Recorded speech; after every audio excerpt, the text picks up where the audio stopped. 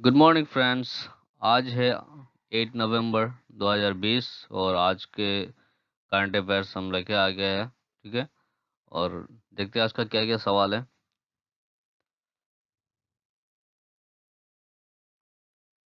First question is the international day for preventing the exploitation of the environment in war and armed conflict is an international day observed annually on. वो actually मनाया जाता है आपका 6 नवंबर को। ठीक है, 6 नवंबर को ये डे मनाया जाता है। और 5 नवंबर 2001 को यूनाइटेड स्टेट जनरल असेंबली ने उसको मतलब मंजूर दिया था कि ये दिन को मनाया जाएगा during Kofi Atta Annan's tenure at secretary general at the time of war it affects ecosystem. मतलब जो भी वार होती है, मतलब युद्ध होती है, तब क्या होता है बहुत सारे एनिमल्स इसका फॉरेस्ट को नुकसान पहुंचती है, फॉरेस्ट जल जाती है, एनिमल्स मर जाते हैं। तो इसके वजह से मतलब उसको प्रिवेंट करने के लिए अम, उसका एक्सप्लोइटेशन को प्रिवेंट करने के लिए यह डे मनाया जाता है। ठीक है, मतलब अवेयरनेस फैलाने के लिए। Through humanity has always counted its war casualties in terms of dead and wounded soldiers and civilians, destroyed cities and livelihood. The environment has remained the unpublicized victim of war.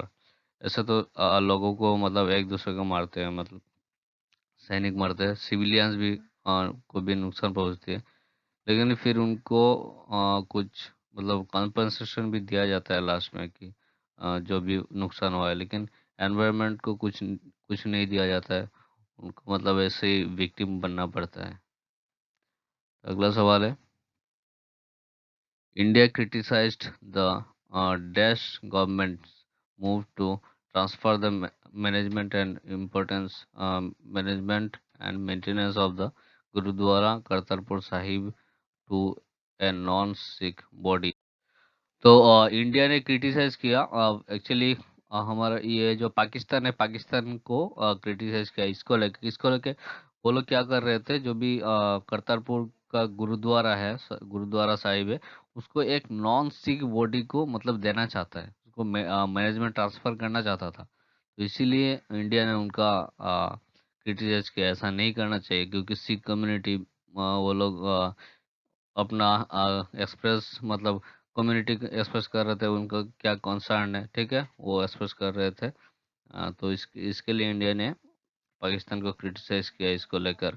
और यह है actually Kartarpur gurdwara Sahib जो है वो actually Guru Nanak Dev के इसमें मनाया गया था। वो गुरु नानक देव क्या था, एक सिख गुरु थे। वहाँ पे उनका पूरा लाइफ वहीं पे गुजारा था, बाद में लास्ट 18 ईयर्स वहाँ पे गुजारा था। वहाँ पे एक्चुअली विजिट किया था 1520 एंड 1522, इसके बीच में वहाँ पे गए थे। और जाके बाकी अपना जीवन का सारा लाइफ वहीं पे बिताया था। It was Kartarpur that led the foundation of a Sikh religion.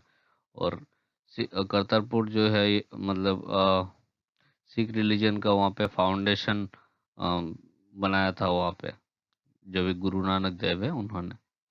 तो इसकी वजह से वो बहुत इंपॉर्टेंट है सिख के लिए। लेकिन पाकिस्तान में क्या कर रहे हैं, नॉन सिख कम्युनिटी या कोई किसी को उसको मतलब ट्रांसफर कर रहे हैं उसका मैनेजमेंट।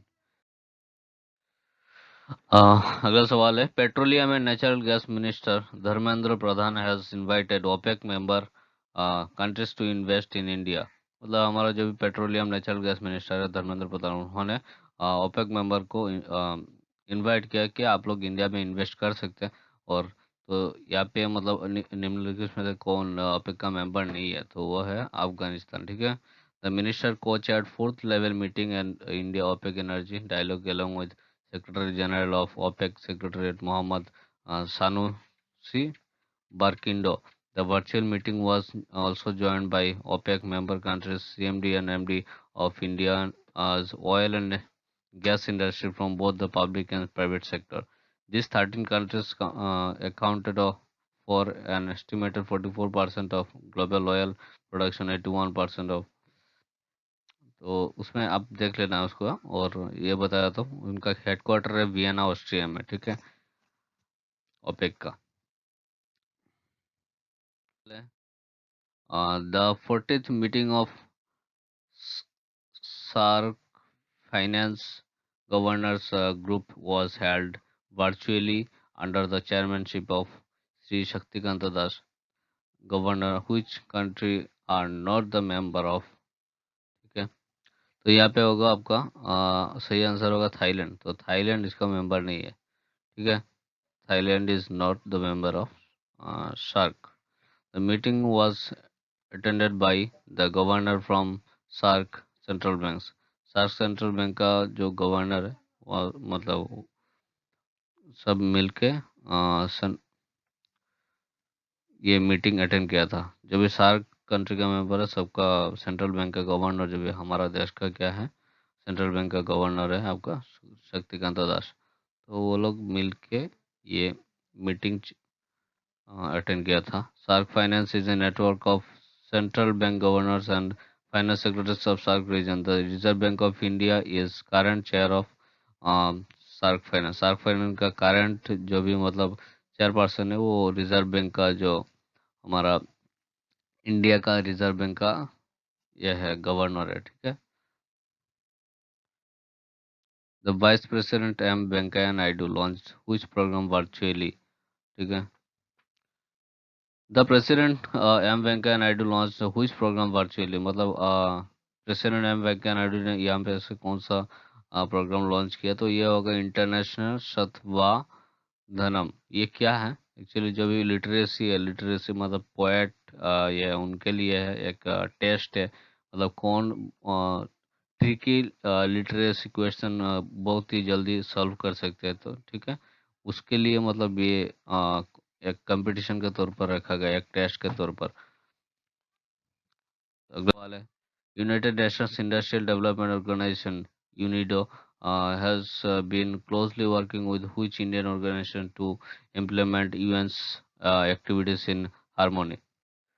तो यूएन यूनिडो जो है United Nation Industrial Development Organization, वो इंडिया के regional cluster centre, regional cluster concept जो है सेंटर है, इसके साथ मिलकर काम कर रहा है ताकि उनका जो भी रूल्स एंड रेगुलेशन है, जो भी ठीक है डिसिप्लिनरी ये है, तो वो सब इंडिया में इम्प्लीमेंट करे इसके साथ मिलकर। ठीक है, तो यूनिडो एक स्पेशलाइज एजेंसी है यूनाइटेड नेशन का, और उनका हेडक्वार्टर है वियना, ऑस्ट्रिया। ठीक है, अगला सवाल देख, the division bench of Bombay high court hard habeas corpus plea of senior journalist Arnab Goswami from Bombay high court जो है उन्होंने क्या किया, अर्नब गोस्वामी जो भी रिपब्लिक टीवी के एडिटर है, एडिटर इन चीफ है, उनको गिरफ्तार कर लिया गया था। और क्या क्या उनको मतलब हाबियस कॉर्पस के ये से उनको ये किया था। ठीक है, सुनाया गया था। तो Arnab was arrested in correction. तो हार्बियस कॉर्पस क्या है, मतलब ये एक ऐसा डिसीजन है जो कि मतलब किसी को अरेस्ट करने के बाद उनको सुनाई दिया जाता है, मतलब उनको किस लिए गिरफ्तार किया। ठीक है, तो इसको बोलते हैं habeas corpus plea. The center announced a four-member committee to be headed by Prasar Bharati CEO Shashi Shekhar Vempati to look into the। तो इसका सही आंसर होगा आपका टीआरपी। ठीक है, तो टीआरपी बढ़ाने के लिए बहुत लोग मतलब ऐसा कर रहे हैं, मतलब फेक टीआरपी बढ़ा रहे हैं। ठीक है, उनको टीआरपी एक्चुअली है नहीं और पैसा देके टीआरपी बढ़ रहा है। तो उसको देखने के लिए एक कमेटी बनाया गया है, सीईओ प्रसाद भारती सीईओ का शशि शेखर वेम्पति। ठीक है, तो उनको वो लीड करेंगे वो फोर मेंबर कमेटी को, ताकि ये सब फेक टीआरपी कोई किसी ने ले ना सके। ठीक है, अगला सवाल है आपका, which bank announced the launch of Mine India's first uh, comprehensive banking program for millennials। तो इसके तहत क्या होगा, जो भी मतलब और ये क्या है आंसर, सही answer ICICI bank. ICICI bank ने माइन लॉन्च किया। ठीक है, आईसीआईसीआई माइन तो उसको एक्चुअली मतलब ये क्या है, इंस्टेंट डेबिट कार्ड मतलब आपको प्रोवाइड करेंगे, इंस्टेंट पर्सनल लोन, ओवरड्राफ्ट सब कुछ मतलब इंस्टेंट करेंगे, बहुत जल्द करेंगे। तो उसको एक्चुअली नाम दिया गया है आईसीआईसीआई बैंक माइन। तो अगला सवाल है टिल वी विन, ठीक है, till we win book on कोविड-19 बाय एम्स डायरेक्टर।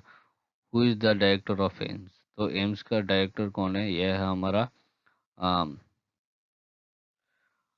तो इसका सही आंसर होगा रणदीप गुलेरिया, ठीक है।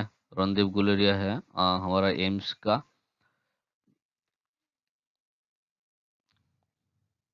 डायरेक्टर। और उन्होंने एक बुक लिखा है, लॉन्च किया, बुक उन ये कोविड-19 के ऊपर है, तो इसका नाम है टिल वी विन। तो अगला सवाल है which country exits Paris climate deal? तो कौन सा कंट्री ऐसा है कि मतलब पेरिस क्लाइमेट डील छोड़ दिया है? वो है यूएस है। ट्रम्प ने अनाउंस किया था कि हम लोग छोड़ देंगे, और वो पहले मतलब उनको गवर्निंग बॉडी को पहले यूनाइटेड नेशन को बोले थे, 3 इयर्स पहले बोले थे कि हम छोड़ देंगे ऑन 2017, और फाइनली अभी छोड़ दिए।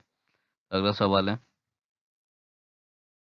Which day is observed as national cancer awareness day? National cancer awareness day मतलब कौन सा दिवस को मनाया जाता है?